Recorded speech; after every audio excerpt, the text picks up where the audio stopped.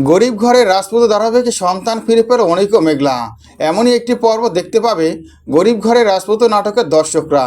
গরিব ঘরের রাজপুত নাটকের দর্শকরা যে পর্বটি দেখার জন্য দীর্ঘদিন অপেক্ষা করছিল, ঠিক তেমনই একটি পর্ব দেখতে পাবে তারা। তারা সবসময় চাইতো অনিক ও মেঘলার সন্তানটা যে জীবিত আছে সেটা তারা জানতে পারুক, এমনকি সে সন্তানটাকে নিয়ে আবারও নতুন করে সংসার শুরু করুক তারা। তবে এবার তাদের মনের আশা পূর্ণ হতে যাচ্ছে। টান টান উত্তেজনা থাকবে সেই পর্বে, যে পর্বটি দেখতে পাবে এই নাটকের দর্শকরা।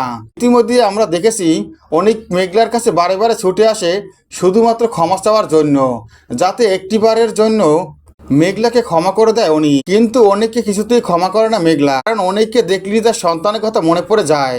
আর মেঘলা এটাই বিশ্বাস করে তার সন্তানের মৃত্যুর জন্য অনেক দায়। এরই মধ্যে সাব্বির সকল ভুল বোঝাবুঝির অবসান ঘটালো। সাব্বির মেঘলার কাছে ছুটে আসলো আর বলল, অনিকের যে অবস্থা দেখেছি আমার মনে হয় না ওর বেশি দিন বাঁচবে।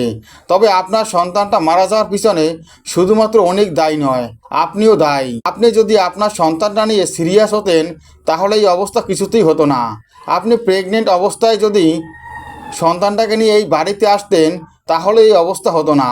শুধুমাত্র অনিককে দোষ দিলে সবটার সমাধান হবে না। এই কথা বলি সাব্বির চলে গেলে সাব্বিরকে ছুটে আসে বৃষ্টি।